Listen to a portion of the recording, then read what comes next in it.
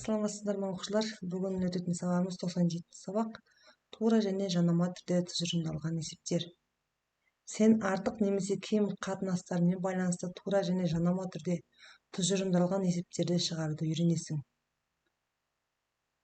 Биринчи эсепте чыгар. Биринчи күйшү 10 күй, ал экинчи күйшү одан 4 күйдө артык орундады. Экинчи күйшү нече күй орундады? Осы эсепти чыгарылык шешүүгө. Биринчи күйшү 10 күй орундаса, экинчи күйшү одан 4 күйдө артык орундаса, экинчи күйшү 14 күй орундаган болот. Жабабы экинчи күйшү 14 күй орундады. Экинчи эсепте биринчи күйшү 10 күй орундады. Ол экинчи күйшүнүн орундаганынан 4 күй кем. Экинчи күйшү нече күй орундады? Кайымдоо. Эгер биринчи күйшү экинчи күйшүгө караганда 4 күйдү кем орундаса, онда экинчи күйшү биринчи күйшүгө караганда 4 күй артык орундады. Шешүүгө 10 косулган 4 жана 14. Жабабы 14 күй. Бул жанама түрдө түшүрүндүрүлгөн эсеп. Үшүнчү эсепте бир жана экинчи тапсырмалардагы эсептерди пайдаланып, жанама түрдө түшүрүндүрүлгөн эсеп курастыр жана чыгар. Курастырып көрейик. Экинчи күйшү 14 күй орундады. Бул биринчи күйшүдөн 4 күй артык орундады. Биринчи күйшү нече күй орундады десек, шешүүнү былай чыгарсак да болот. Биринчи күйшүнүн күйү белгиси болгондуктан X деп алабыз.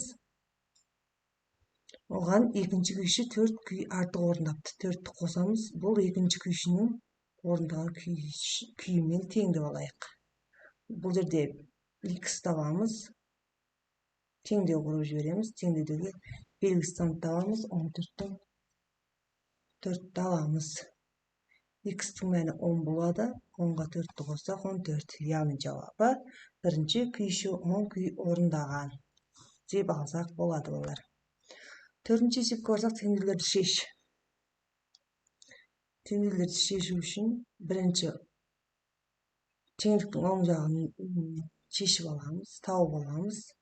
17 косулган 40 49. Эми осы жерден белгисиз саныбыз болуптур. Буну табабыз, бунун мәни 32. 32-ни бунун ордуна коюп теңдөөбүздү текшеребиз. Экинчи эсепте дәл осундай. Бирок буга жанама болуптур, Bunun мәни табамыз 6 болот. 6-ны бунун ордуна коюп эсебибизди чыгарабыз. 5-нчи эсепте жұп сандарды 2 эсе кемит, ал так сандарды 5 эсе арттыр. Эсе кемит десе бөлөбүз, 5 эсе арттыр десе көбөйтөбүз. Жұп сандарыбыз бул жерде 4, 6, 8 болуптур. Так сандарыбыз 3, 5, 9 болуптур. Кеттик чыгарып көрөйүк. 4-тү 2-ге бөлсөк 2ден, 6-ны 2-ге бөлсөк 3төн. Енді так сандарды көрейік. 5 эсе арттыр дейді. 5-ке көбөйтүп чыгабыз. 3 бесим 15, 5 бесим 25, 9 бесим 45. Каналга тиркелип лайк басууду унутпаңдар, комментарийга жаза кетиңиздер. Биз эсебибизди жалгастырабыз. 6-нчы эсептерди чыгар жана салыштыр. Н байкабында биринчи катышуучу 16 упай алды.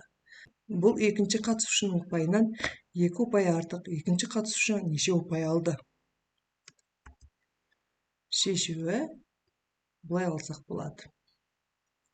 Биринчи катышуучу 16 упай алса, экинчи катышуучу белгисиз.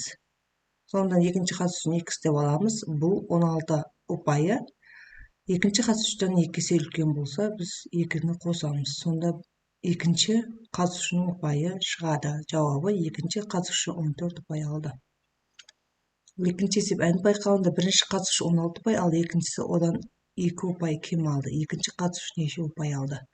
16-тан 2-ни азайта салабыз. Экинчи катышуучу 14 упай алды. 7-нчи эсепте ким жылдам? Мисалдарды чыгарып, казак калкынын улуттук музыкалык аспаптарынын бир нечеүн билип ал. 27-ни 3-кө бөлсөк 9-дан, 9-га канчаны коссок 11 болот балдар?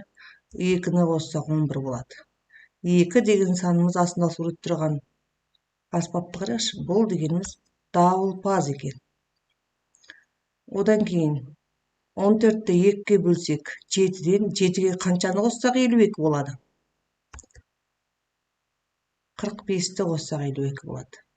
Бул дегенimiz астындагы аспаптарга мән берейик балдар. Кандай аспап экен? 7 деген аспап экен. Келесі есепте 3-ке 5-ті көбейтсем 15, 27 шығу үшін 15-ке қаншаны қоссақ 27 шығады.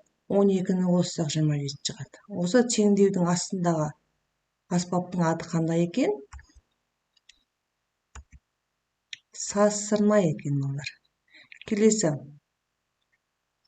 28-ді 4-ке бөлсек 7-ден, 18-ге 7-ні қоссақ 25. Бұл қандай аспап екен? Қобыз екен. Келесі 3-ке 4-ті көбейтсек 12, 12-ні 2-ке бөлсек 6-дан. Бұл аспап домбыра екен. Осымен балалар, бүгінгі сабағымыз аяқталды. Каналға тіркеліп лайк басуды ұмытпаңдар. Келесі сабақта кездескенше.